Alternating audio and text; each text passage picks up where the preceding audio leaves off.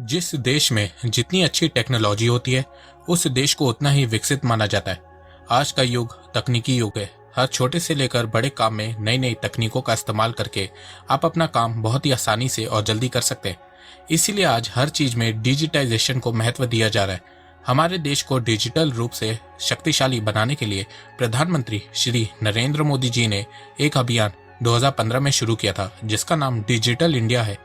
वैसे देखा जाए तो नरेंद्र मोदी जी ने प्रधानमंत्री बनने से पहले ही डिजिटल इंडिया को प्रमोट करना शुरू कर दिया था।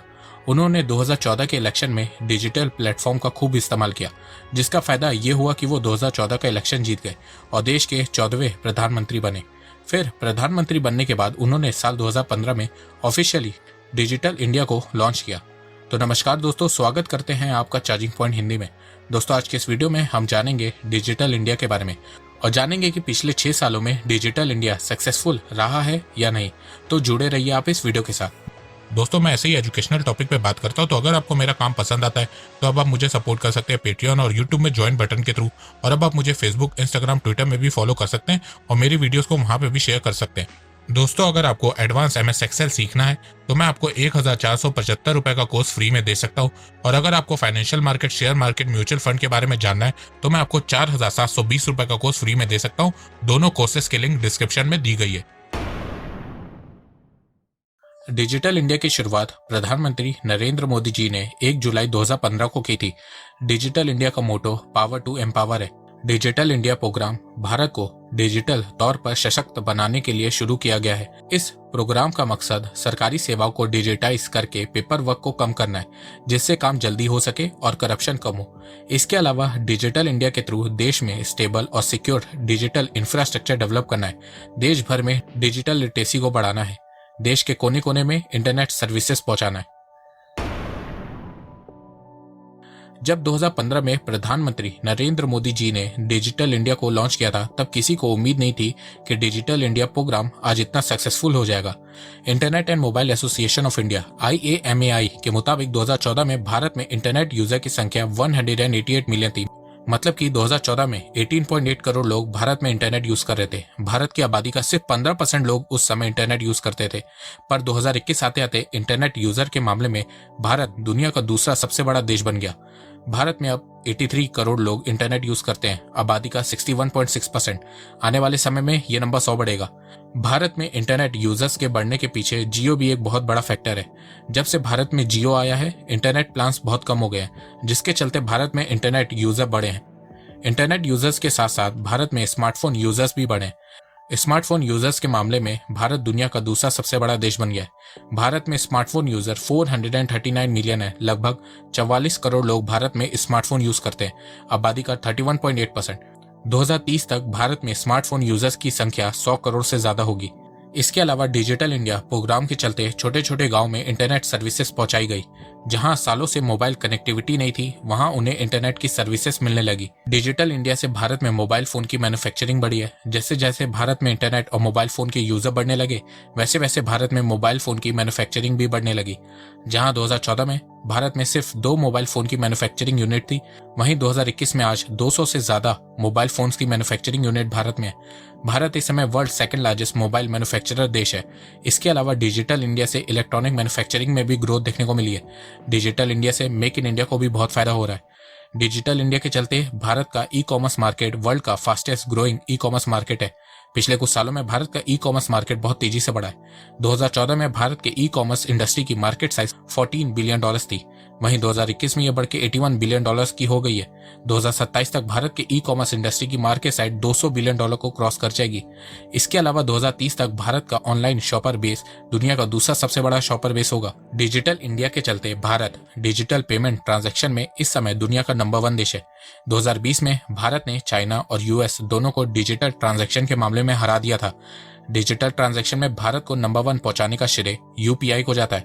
आज UPI के चलते आप दिन भर के छोटे छोटे पेमेंट्स भी ऑनलाइन कर सकते हैं। भारत में डिजिटल पेमेंट बहुत तेजी से बढ़ता जा रहा है। सिर्फ अक्टूबर 2021 में भारत का UPI ट्रांजैक्शन $100 बिलियन को क्रॉस कर गया था। 2021 के अक्टूबर महीने में 4.2 बिलियन UPI ट्रांजैक्शन हुए थे, जिसकी वैल्यू 7.71 लाख करोड़ रुपीस थी, लगभग $103 बिलियन।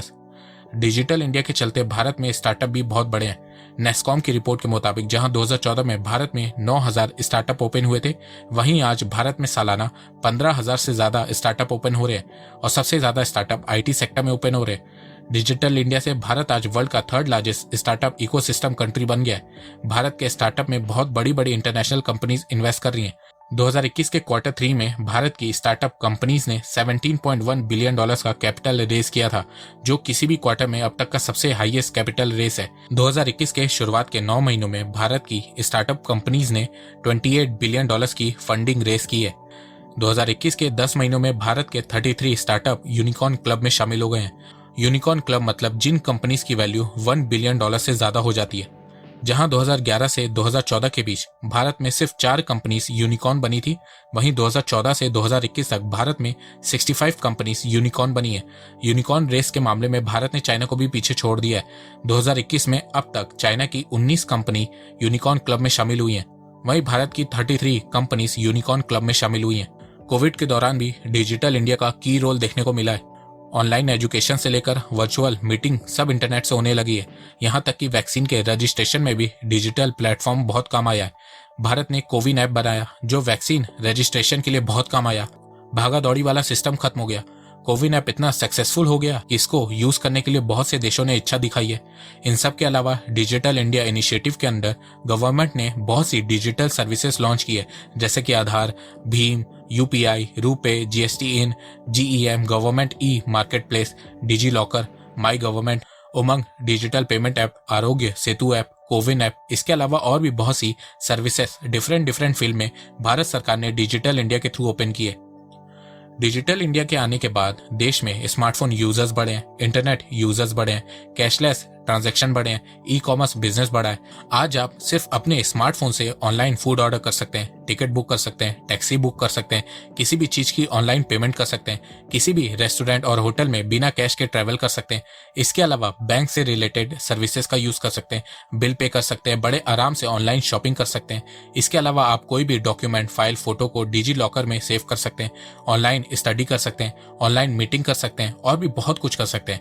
और ये सब मुमकिन हो पाया है डिजिटल इंडिया की वजह से। पिछले कुछ सालों में भारत में डिजिटाइजेशन बहुत बढ़ा है और इससे भारत की अर्थव्यवस्था को भी बहुत फायदा हुआ है। फ्यूचर की बात करें तो जिस स्पीड से डिजिटल इंडिया चल रहा है, उसके चलते भारत 2025 तक $1 ट्रिलियन की डिजिटल इकोनॉमी बन जाएगा। ACI वर्ल्ड वाइड ने अपनी रिपोर्ट में बताया है कि 2025 तक भारत में कैश, चेक और अदर पेपर बेस्ड पेमेंट का शेयर गिर के 28.3% पे आ जाएगा और ऑनलाइन ट्रांजैक्शन का शेयर 71.7% हो जाएगा, जिसमें से इंस्टेंट पेमेंट का शेयर 37.1% होगा और इलेक्ट्रॉनिक पेमेंट्स का शेयर 34.6% होगा। इसके अलावा फ्यूचर में जब भारत में 5G इंट्रोड्यूस होगा तो उससे डिजिटल इंडिया को और भी बहुत ज्यादा बूस्ट मिलेगा।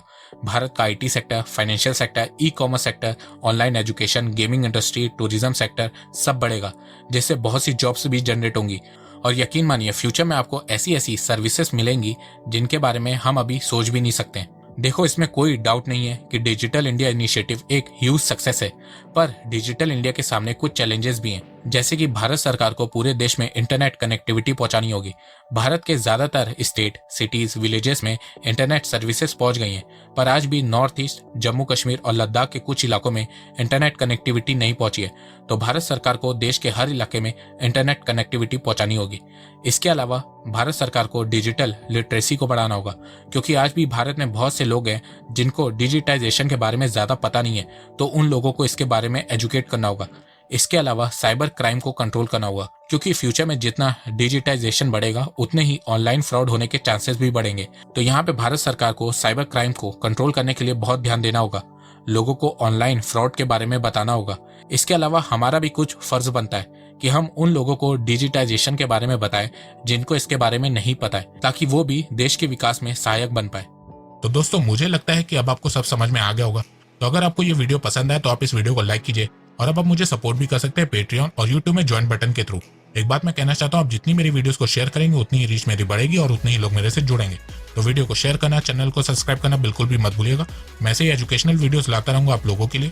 तो अभी तक के लिए बस इतना ही। धन्यवाद। जय हिंद, जय भारत।